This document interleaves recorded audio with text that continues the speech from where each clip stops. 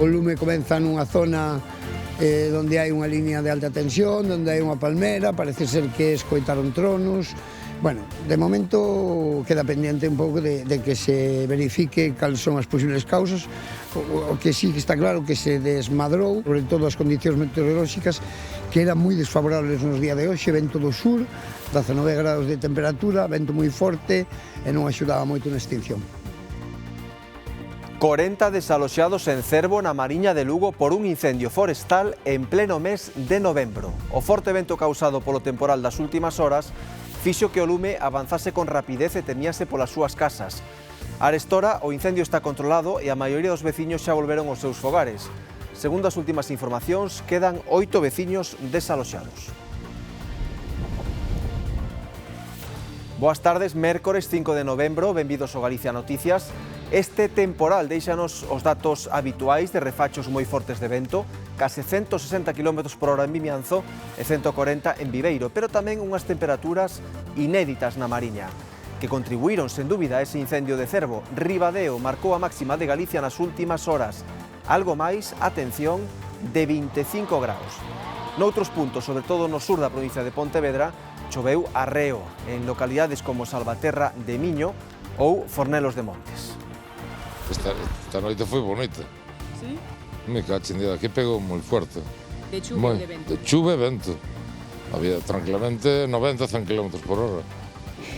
Baixa xente, pero vai máis ben á plaza, a buscar o peixe, xa volve pa casa. Ao estar de chuvia, a feira é o que ten, que baixa a xente, claro. E miren agora o que lle pasou unha condutora en Pontevedra, as imaxes falan por si mesmas. Así quedou o coche que conducía enriba doutros vehículos que estaban no recinto dun taller mecánico. Preguntaránse como chegou ata ali, pois circulaba pola estrada na zona dos Praceres, cando por causas que se investigan perdeu o control e saiu da vía. O turismo atravesou unha zona verde, sobrevoou un área de estacionamento e finalmente acabou aterrando sobre outros 3 coches. O néctar do amor, a pedra chinesa ou o coñecido como She Bull son sustancias para as prácticas sexuais que están prohibidas e que se venden ilegalmente no mercado negro. A Garda Civil advirte dun aumento do tráfico deste tipo de medicamentos non autorizados. Son fármacos sen control que conlevan riscos importantes para a saúde. Os máis demandados, os relacionados coa mellora das relacións sexuais, pero tamén coa estética ou mesmo potenciadores doutras drogas. A última operación deixou 22 detidos en España, algún deles aquí, en Galicia. De que estas solucións rápidas pois teñen o problema de que efectivamente non teñen ni control, nin teñen ningún tipo de seguridade, sobre todo tampouco ningún tipo de información sobre o produto que se vai mercar. Que últimamente se utiliza tamén como algo recreativo. E decirles que cada vez que consumen un produto que encima, na maior parte das ocasións, non se sabe nin a súa procedencia, ni a súa fórmula química, pois que están introducindo algo no organismo que pode ter consecuencias graves. Plantaron 600 oliveiras hai 5 anos nuns terreos do Pazo de Cascaxide, en Silleda. O obxectivo era producir aceite galego, pero os seus plans truncáronse.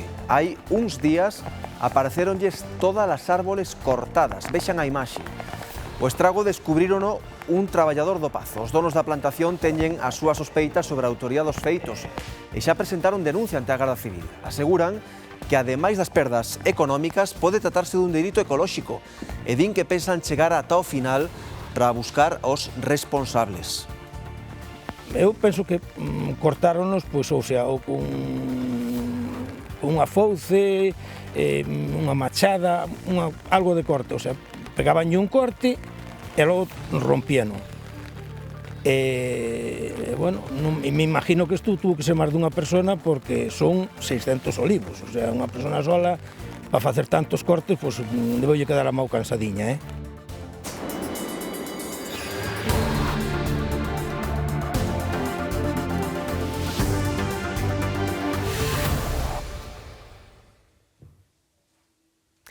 Esta madrugada foron desaloxados 40 veciños de Cervo por un incendio forestal. O forte vento fixo que o lume avanzase con rapidez e temíase polas súas casas. Arestora, o lume está controlado e a maioría dos veciños xa volveron aos seus fogares. Só quedan 8 desaloxados. Foi unha noite de moitos nervios e tensión. As lapas quedaban ás portas das casas. Ventaba con forza e isto avivaba o lume. Sobre todo as condicións meteorolóxicas que eran moi desfavorables nos días de hoxe, vento do sur, 19 grados de temperatura, vento moi forte e non axudaba moito na extinción. 40 veciños da urbanización de Río Cobo foron desaloxados durante a noite, pero xa volveron ás súas casas. Os que aínda non o fixeron son os 8 que viven na zona da Pedrosa. Continúan as brigadas de incendios traballando nun frente que hai aproximadamente uns 100 metros para poder darlo por controlado. A zona máis complicada xa se solventou a primeira hora da madrugada, que era a urbanización de Río Cobo, e o que queda ahora é unha zona de arbolado en dirección San Cibrao. Durante a noite tamén se confinaban os usuarios da residencia da terceira idade. Máis que nada para que confinaran, pecharan portas e ventanas. Bueno, estábamos á espera un pouco de como iba evolucionando o incendio e sobre todo as condicións meteorolóxicas. O lume está controlado, pero segue a haber moito fume. Quedou a escasos metros da vía do tren e do polígono industrial. O lume comeza nunha zona onde hai unha línea de alta tensión, onde hai unha palmera, parece ser que escoitaron tronos. Bueno, de momento queda pendiente un pouco de que se verifique cales son as posibles causas. O que sí que está claro que se desmadrou debido á velocidade do vento que esta noite soplou con moita forza aquí na Mariña. Arderon unhas 5 hectáreas de monte baixo e eucaliptos. Na zona seguen os equipos de extinción. O temporal das últimas horas deixou ventos fortes en toda Galicia e no caso da Mariña, ademais, unhas temperaturas moi pouco habituais, sobre todo nesta época do ano, Demetrio. Sí, moi pouco habituais, é sorprendente, máis dunha persoa non acababa de creerse os datos que lle dábamos esta mesma madrugada. Rexistráronse máis de 25 graus, o que é todo unha temperatura al récord. Algúnha persoa que chegaba de fora de Galicia nos comentaba que ao chegar aquí a Ribadeo onte topábanse con máis de 20 graus e que lle sorprendía e lle asustaba tamén. Ventos fortes, vento do sur que tamén axudaba e apenas choveu ao longo de toda esta xornada, algo que seguramente lle sorprenderá ao resto dos galegos vendo a que está a caer no resto da nosa comunidade. E agora mesmo as temperaturas rondan xa eses 20 graus e aquí segue sen chover. Chegamos de Suiza, de Basilea, e estábamos ali a 4 graus, chegamos aquí con 25 e claro, foi un pouco impresionante. Es una barbaridad, incluso a mí me asusta un poco. Es agradable, naturalmente, pero me asusta un poco. Veo un futuro un poco incierto. Es extraño porque este calor que está haciendo es increíble. Bueno, para nosotros es fantástico, como turistas vienes y te hace un tiempo maravilloso, pero vamos, muy contentos. Tamén a chuvia está a ser protagonista nestas últimas horas en Galicia, caeu con intensidade, sobre todo na provincia de Pontevedra. Paula, contanos. Boa, Raúl. Sí, pois aquí nesta provincia de Pontevedra está todo o seu litoral en alerta laranxa por ondas, unha alerta que se espera que se manteña tamén mañá xoves e que mesmo se amplíe a toda a costa galega que está bañada polo Océano Atlántico. Pero é que aquí nesta provincia de Pontevedra tamén hai alerta amarela no interior por choiva e por vento. De feito, nesta xornada de temporal de toda a comunidade, o maior dato de agua acumulada topámola no concello pontevedrés de Rodeiro, con ata 74 litros por metro cadrado. En canto ás incidencias, o 112 Galicia registrou 150 en toda a comunidade, 84 delas, a maioría por árbores caídas e boa parte delas nesta provincia de Pontevedra, na que, por certo, neste concello de Marín, nesta autovía que está ás miñas costas, estivo anegada tamén boa parte do día de onte. Aproveitamos unha tregua para gravar en Salceda de Caselas. Como cada mércores esta praza debería estar ateigada de xente, pero hoxe a chuiva puido co mercado. En Salceda, ao mediodía, xa se recolleran máis de 50 litros por metro cadrado. Bueno, pois o día hoxe moi malo. Hasta luego. Aunque o tempo non está tan malo, que estamos no inverno, pero bueno, a xente non ven a comprar. Porque o amenazar tanto temporal e a xente xa non fai idea de baixar ao mercado, entendes? E ademais baixa xente, pero vai máis ben á plaza, a buscar o peixe, xa volve para casa. Ao estar de chuvia, a feira é o que ten, que baixa a xente, claro. Prácticamente ninguna ya está a la vista, ya lo ves. Esto sí, es así. El invierno aquí es así y ya estamos más que hechos. Este é un dos lugares de Galicia onde máis choveu hoxe, Salvaterra de Miño. Aquí, só ás 11 da mañá, xa caerán máis de 58 litros por metro cadrado. Por iso, esta mañá, a vila estaba prácticamente deserta. Por sorte, sen caixa constancia de incidencias importantes. As que houbo en Vigo foron de madrugada e polo vento, que tirou pequenas árbores e algún contedor. A chuvia tamén se sentiu no mar. Isto é Marín. As nubes revelan que ademais sopraba vento. Aquí medíronse refachos de 78 km por hora e isto é o interior da ría. Esta noite foi bonita. ¿Sí? Me cachen, aquí pegou moi fuerte. Ya lo sé. Yo vengo de Valencia, de la Dana, imagínate. Había que ter estilo para camiñar por Santiago, onde pecharon algúns parques, o mesmo que fixeron hoxe en varios concellos de Galicia. Esta mañá volveu arder un coche na autoestrada AP9, esta vez foi a altura de Sigüeiro, no concello de Oroso. As cámaras da Dirección Xeral de Tráfico captaron a enorme columna de fume que provocou o incendio. Sucedeu no quilómetro 56. Non houbo que cortar o tráfico, pero malia os esforzos dos equipos de extinción, o coche quedou como ven, calcinado e inservible. Afortunadamente, ningunha persoa resultou ferida. A que quedou ferida leve foi unha muller tras unha saída de vía moi aparatosa en Pontevedra. O seu vehículo percorreu sen causa aparente bastantes metros por unha zona verde tras rematar caendo en riba doutros coches estacionados nun aparcadoiro. O suceso sorprendeu sobre todo os propietarios e empregados dun taller situado xunto á rotonda de Praceres da estrada PO 546 que une Marín e Pontevedra. Por sorte non houbo que lamentar máis danos persoais que as leves feridas da conductora dun coche mini que rematou en riba de varios vehículos. Nin os coches estacionados no aparcadoiro público nin os do establecemento de reparacións albergaban xente nese momento, o que evitou males maiores. Por causas que se descoñecen, o vehículo automático non freou e tras saír da vía percorreu bastantes metros ata prácticamente voar por riba dos outros causándolles importantes danos. Ao lugar acudiron varios efectivos da policía local para levantar o preceptivo atestado. A muller lesionada duns 40 anos e propietaria do vehículo do que dispoñía dende hai tan só un par de semanas non sabía explicar moi ben que acontecera e como lle fora imposible frear ata que xa quedou encaixada no aparcadoiro.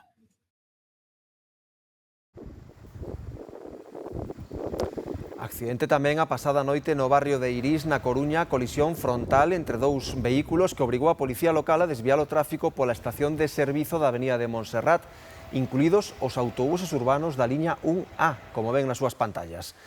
Un mozo quedou ferido na cabeza e foi trasladado ao Choac en ambulancia. Unha vez retirados da vía os dous vehículos, os bombeiros tiveron que limpar unha mancha de aceite para o que precisaron 1000 litros de auga. Sexa ou non polo mal tempo, o certo é que as últimas horas estiveron repletas de accidentes nas estradas. Este que ven aconteceu no concello da Baña, nunha ponte duns 20 metros de altura. Foi contra as 9:15 desta mañá. Todo indica que a condutora de 28 anos perdeu o control do coche cando intentaba esquivar unha balsa de auga. As barreiras de protección da ponte salvárona de caer ao baleiro co vehículo. Saiu ilesa. O que puido provocar un accidente foi o condutor o que a Policía Local de Poio perseguiu polo centro urbano cando o interceptaron circulando de xeito temerario. Esta é a secuencia. O condutor dese coche azul xa identificado é un delincuente coñecido, un delincuente habitual de 43 anos con numerosos antecedentes. Conducíase en permiso pola perda total de puntos a toda velocidade, como ven. Está investigado por condución temeraria e desobediencia grave aos axentes da autoridade.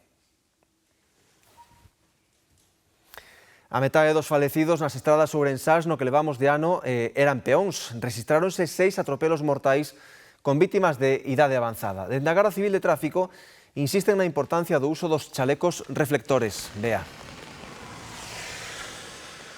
Sí, especialmente en días chuviosos e escuros como o de hoxe, usar prendas reflectoras pode salvarnos a vida na estrada. O uso do chaleco fainos visible a uns 150 metros de distancia, o que permite que os condutores poidan reaccionar a tempo. A dispersión poboacional e o envellecemento fan que Galicia sexa a comunidade en porcentaxe con maior número de atropelos mortais, unha situación que podería mudar se nos concienciamos da importancia do uso dos chalecos reflectores. Son os usuarios máis vulnerables na estrada, por iso é fundamental que os peóns se fagan visibles.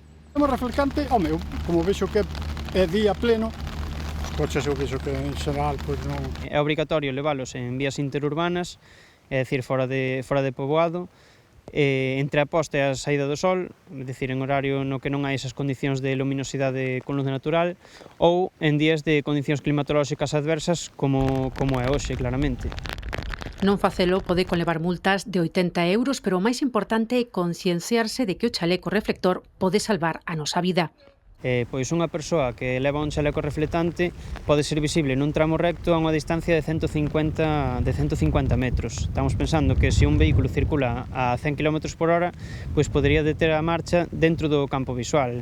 Pola contra, se unha persoa non leva ese chaleco reflectante e viste roupa oscura, esa visibilidade redúcese a 20 metros. Se leva roupa clara, un pouco máis, 40 metros. 6 persoas perderon a vida por atropelos no que nos de ano en Ourense, 5 en vías interurbanas, a maior parte de noite.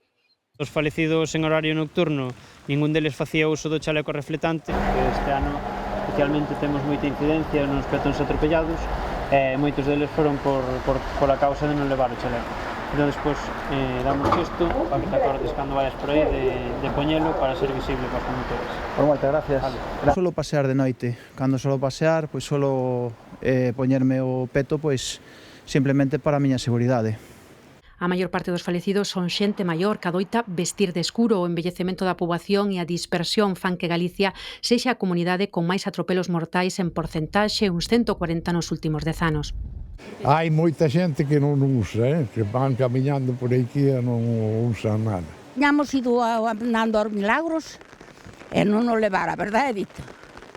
É un peligro. No, claro que é. Un perigo que podemos afastar concienciándonos do seu uso.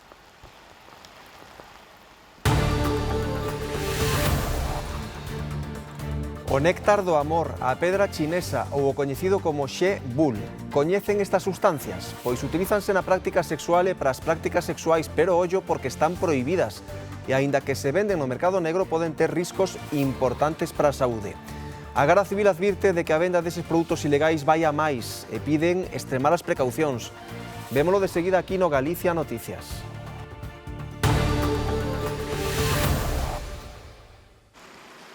O xulgado do penal 2 de Lugo ditou unha orde de busca e captura para unha muller de 31 anos acusada de exercer como falsa médica entre os anos 2019 e 2020. A imputada non se presentou ao xuízo que tiñan fixado en marzo en Lugo e permanece en paradoiro descoñecido en Dentón. Enfrontábase unha pena de 3 anos e medio de cárcere por un delito de intrusismo profesional e outro de falsidade documental. Segundo o escrito da acusación, logrou exercer como facultativa cun certificado falso nunha residencia de maiores de Outeiro de Rei, nunha mutua na Coruña, nunha clínica de Carballo, en farmacias e mesmo como persoal eventual no Chuac. Foi o Colexio de Médicos de Lugo o que detectou a fraude e denunciou o caso. Agora está en busca e captura e deberá ingresar en prisión cando sexa arrestada. Alertan dun rápido crecemento do mercado negro de medicamentos ilegais e advirten dos riscos. Son fármacos sen control, os máis demandados os relacionados coa estética e a mellora das relacións sexuais. Detrás, organizacións relacionadas co narcotráfico. A oferta é infinita, a demanda cada vez maior. Os que son hipoglucemiantes que están relacionados cos descensos de peso rápido, por exemplo, con famosos Ozempic, un pouco o HIIT. Tamén hai algo de psicótropos para disfunción eréctil. Si de alguma maneira fai anos o mellor se distribuían a través de empresas, de herbolarios, de gimnasios. Hoxe en día o que estamos vendo é que casi todo é por venta online. Solucións rápidas para adelgazar ou potenciadores sexuais a golpe de clic que, ainda no caso de que funcionen, poden sair demasiado caros. Teñen o problema de que efectivamente non teñen ni control, nin teñen ningún tipo de seguridade, sobre todo tampouco ningún tipo de información sobre o produto que se vai mercar. Teñen riscos que fan que non todo o mundo poidera ou debería acceder a eles, sobre todo problemas cardíacos. Un dos últimos alixos apareceu case de casualidade en Becerreá. A Garda Civil detivo un individuo que levaba o coche cargado de maletas con medicamentos, a maioría con efectos afrodisíacos. A procedencia a saber. A maior parte desa medicación viña de Colombia e incluso algún deles había sido retirada por as autoridades sanitarias e prohibida o seu consumo en Colombia. De aí que a mellor ese tipo de excedentes veña para España. Por un lado son as falsificacións que suelen vir de países asiáticos, incluso de África, e depois hai outra serie de medicacións que traen componentes que incluso a veces son moi opacos. Detrás, organizacións ligadas ao narcotráfico. Se están empezando a utilizar moitos canales, os mesmos canales de introducción de drogas, ven traer un produto farmacológico de alá dos países do oeste e ao mesmo tempo de aquí se trasvase cocaína hacia lá. O mercado negro dos medicamentos medra a ritmo de vertixe porque os beneficios son moi altos e as penas moito máis baixas que as da droga. Calculase que pode mover uns 300.000 millóns de euros ao ano. Na Operación Pangea se clausuraron hasta 139.000 webs. Intervinieron cerca de 23 millóns de dólares. Un enorme xin de fármacos cuns produtos falsificados, outros caducados e todos eles sen o máis mínimo control, o que ven sendo unha bomba. Dúas tráxicas casualidades obrigaron a suspender senllos xuizos en Pontevedra e Ourense, nos dous casos polo falecemento dos acusados. Na Audiencia Provincial de Pontevedra ian xulgar un veciño de Vilagarcía para quen a Fiscalía pedía 8 anos de prisión por difundir pornografía infantil. A vista suspendeuse porque o home faleceu. Ocorreu o mesmo co acusado do atropelo mortal dun home de 46 anos en agosto de 2021 en Xinzo de Limia. O condutor circulaba baixo os efectos do alcohol e dérase a fuga. O xuízo xa fora aprazado en xullo porque o acusado estaba gravemente enfermo. Co seu falecemento, a vista quedou suspendida e os familiares da vítima deberán dirimir as indemnizacións pola vía civil. O home que aparecera morto en Augas de Marín foi identificado como un veciño da parroquia de Ardán, do mesmo concello, de 68 anos. Identificou unha familia que o botou en falta o non volver á casa. O recoñecemento do corpo fixérono nas instalacións do Imelga, en Pontevedra. Previamente contactaran coa policía o non ter noticias del e xa os informaron de que podería ser o falecido. Lembren que o achado do corpo produciuse este luns a media mañá. Pénsase que puido sufrir algunha indisposición ou accidente cando estaba a pescar na zona.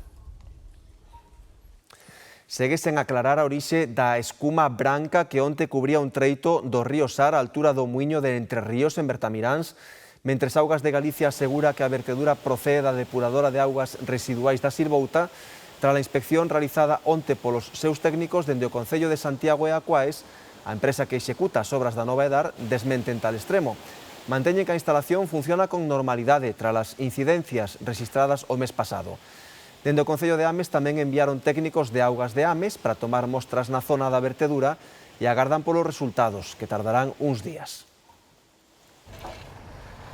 Na ría de Vigo, o dispositivo de limpeza continúa, malia que a autoridade portuaria estima que xa está recollido o 99% da vertedura. Foron 100 toneladas de aceite de palma que lograron conter con barreiras anticontaminación na contorna de San Enrique, no peirao vigués de Guixar, onde foi o accidente. Seguen chegando pedras de aceite, restos solidificados ás praias de Moaña, algunha redondela, polo que seguirán vixiantes para retiralas canto antes e evitar a afección ao medio. Con el temporal siempre hay una mayor llegada a la zona de playa, entonces se ha supervisado y el equipo de la Consejería de Medio Ambiente y de Trasa ha estado recogiendo y está recogiendo pues las piedras aisladas que están llegando a la zona de playa, siguiendo con ese objetivo de recoger. Es muy importante sacar siempre el residuo cuanto antes para evitar que haya ningún tipo de afección al medio.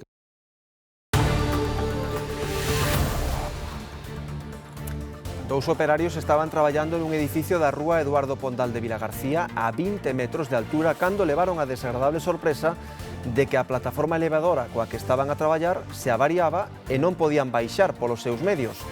De seguida lles contamos como rematou esta historia aquí no Galicia Noticias. Sabotaxe na plantación de oliveiras do Pazo de Cascaxida en Silleda, máis de 600 árbores apareceron cortadas pola base a fin de semana pasada. Os propietarios xa denunciaron os feitos e piden colaboración cidadá para dar cos culpables. Siria. Pois si a imaxe é verdadeiramente impactante. Unha, dúas, tres e así ata 600 oliveiras destrozadas nas parcelas deste pazo de Silleda. Alguén as cortou a eito durante a pasada fin de semana coa axuda dunha macheta ou dunha fauce. Polo momento se descoñece quen puido cometer esta sabotaxe, pero os donos do pazo teñen as súas sospeitas e piden a colaboración da cidadanía por se teñen algunha pista que a comuniquen a eles ou a Garda Civil para evitar que o resto resto das oliveiras que aínda quedan en pé neste pazo corran a mesma sorte. As oliveiras tiñan 5 anos e estaban a piques de producir aceite nas terras do Pazo de Cascaxide. Pero alguén decidiu sabotar debaixo o proxecto, talando máis de 600 pés das súas plantacións. A desfeita atopouna Luís na mañá do luns.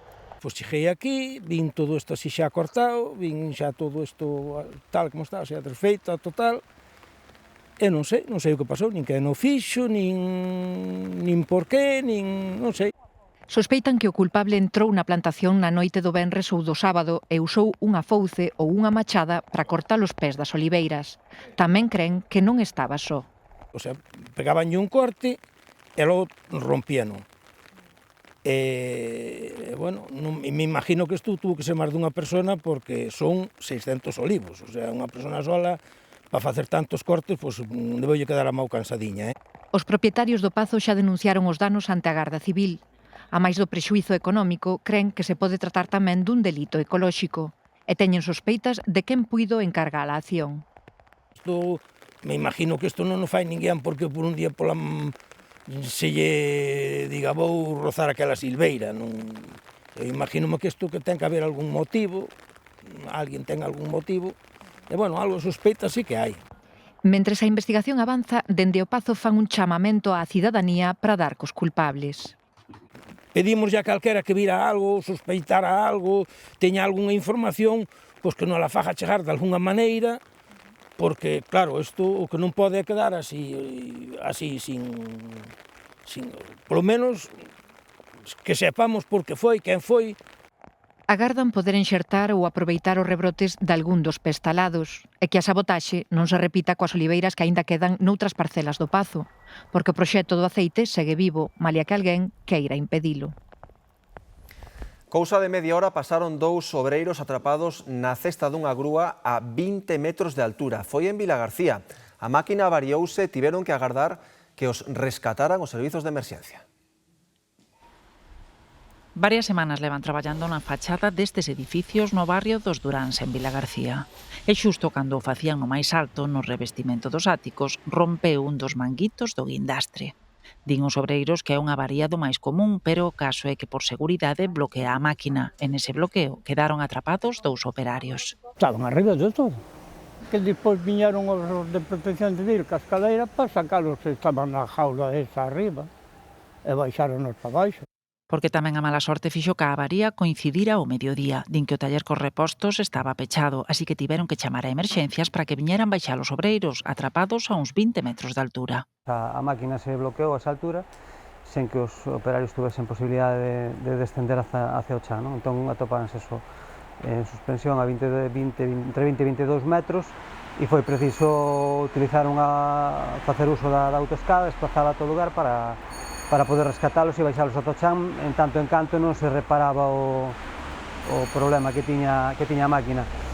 O peor foi que dende que rompera o manguito, a máquina fora perdendo líquido do hidráulico, que acabou por embarrar toda a zona. Esvaradice un aceite hidráulico, esvaradice, a parte da contaminación que pode ocasionar en caso de que chegue a acuíferos e demais. Entón, hai que facer traballos de aponamento para que non entre os rexistros de pluviais e despois recollelo debidamente para evitar esa contaminación tamén. Levoulles cousa de 3 horas limpar a vertedura e restablecer o tráfico nestas rúas. O guindastre xa está reparado e máis alá do susto, os traballos na obra seguen con normalidade.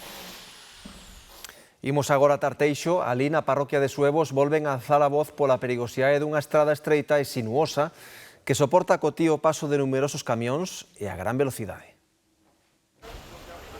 Por esta estrada estreita, chea de curvas e en moitos treitos en beirarrúas, circulan a cotío unha morea de vehículos pesados sen respectar os límites de velocidade. A Diputación, despois de nós tanto protestar, púxonos 2 señales de 40, que xa tiña que poñer de 30. Uns a 60, outros 70, o que lles dá a gana. Há de camións que pasan por aquí, que tiñan que ir por Rañobre, que veñen moitas veces por dirección prohibida, que lles temos que parar, temos que discutir con eles. Ayer se volvió a colapsar todo, ahora en invierno é máis peligroso, porque al estar a carretera mojada, pues se pode ir un camión ou lo que sea. Este vídeo, grabado por un veciño no que se ve un coche parado na estrada para deixarlle sitio a un camión porque os dous xuntos non pasan, á vez que un peón agarda na beira vía, repítese, segundo os residentes, con moita frecuencia. Mira, vivo na curva, eu quero ir tirar a porquería ao contenedor e o outro día 6 camións xuntos, non daba cruzado, que agora teño moito medo a cruzar ali, Aquí hai nenos, non hai aceras, aquí é un peligro constante. Hai nenos pequenos, tes un descuido, pasa un camión e non o ve. A máis de supoñer un risco para a seguridade viaria, denuncian tamén danos nas vivendas máis próximas e a deterioración da estrada. Nas casas, que abriron todas, ahora van volver a abrir. Las carreteras están todas como están, que solo hay que verlas, y las casas, por ejemplo, las que están pegadas a la carretera, pues están ya con grietas. Grietas, las aceras las acaban de arreglar, ya están reventadas otra vez. Podían haber abierto ahí la autovía que entra para el puerto exterior y hacer ahí, se propuso hacer una caracola y ver el tráfico todo por ahí. Está el vial del puerto exterior que apenas tiene tráfico, lo único que tienen que hacer es, digamos, un enlace para que ellos puedan salir todos por ahí, pero claro, es... Aseguran estar fartos e por iso este xoves contra as 5 da tarde vanse concentrar e cortar o tráfico para exixir medidas urxentes. As obras do Milladoiro no concello de Ames das que lles estamos a falar estes días están a crear polémica entre a veciñanza non só polas molestias e atascos que ocasionan na avenida principal, senón porque están a prexudicar tamén o pequeno comercio. Son moitos os negocios que se queixan de que reduciron notablemente as vendas durante este ano e mesmo algúns dan por perdida a campaña do Nadal. Os recentes cortes de tráfico na avenida principal do Milladoiro provocaron atascos e con eles volveu a polémica. Desde a Asociación de Pequenos Comerciantes, Palmira Boulevard aseguran que as vendas dos negocios asentados nesta vía caeron á metade por mor destas melloras de humanización. Hai obras que deste tipo, deste calibre, que en outras zonas se fan, por exemplo, o asfaltado e o corte de tráfico. Eu creo que isto se podría facer de noite. Fora xa dos atascos é que o comercio é que o lamino totalmente. Traballan, non sei se vistes, as cafeterías, non? Pouco máis, porque o resto do comercio a xente xa non para, xa vai a Santiago, fai a compra. A maioría de comercios piden algún tipo de solución, sobre todo no tocante ao tema do aparcamento. Din que por moito que se humanice a avenida, a xente ten que estacionar para facer os recados cotiás. Sí que ha afectado porque ha disminuido bastante la entrada de la gente porque le cuesta llegar hasta acá. Antes se podían estacionar y bueno, ahora no se puede. Y bueno, también el paso ahora está un poco mejor porque está la acera, pero antes estaba terrible, hay mucha gente mayor que le cuesta andar, incluso no ve, es peligroso, qué sé yo. Nos poñen un carril bici, un carril bici diante da porta que non ten moito sentido, aquí bicicletas non vemos ningún único, polas costas que hai e o tempo que temos, que era mellor que deixaran uns aparcamentos como tiñamos hasta ahora, así disuasorios de 20 minutos para que a xente aparcara, que non estueran en superficie todo o día, pero que para ir ao negocio, para comprar, para ir á panadería, ir ao banco, e vir aquí. Os pequenos autónomos queixanse de que a campaña do Nadal está botándose en riba e mesmo algúns xa a dan por perdida. Piden a administración local apoio e algunha solución para o aparcadoiro dos seus clientes non só nestes momentos, senón tamén unha vez a obra quede rematada. Esta semana volveu arder a vella conserveira de Masó, en Cangas. Os incidentes son reiterados nesta bella nave, malia que se está a tapiar a cotío, acaba sendo invadida polos ocupas. Os veciños piden que se converta nunha infraestructura cultural e social e que se sanee a zona.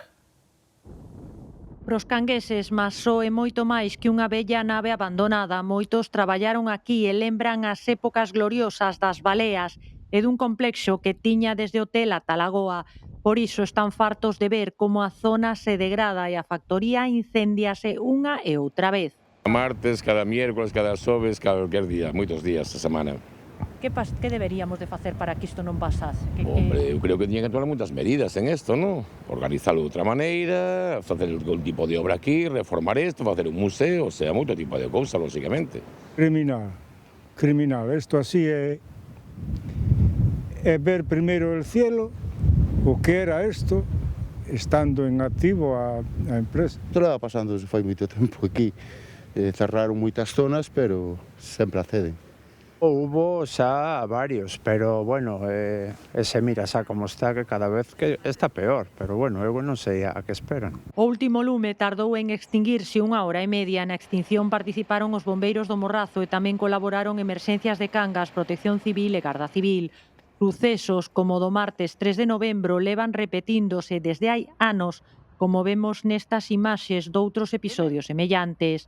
Ademais de tapiar e controlar os accesos, os cangueses son partidarios de que se construa unha infraestructura cultural ou social na vella factoría, que foi unha das máis importantes de Europa no pasado século.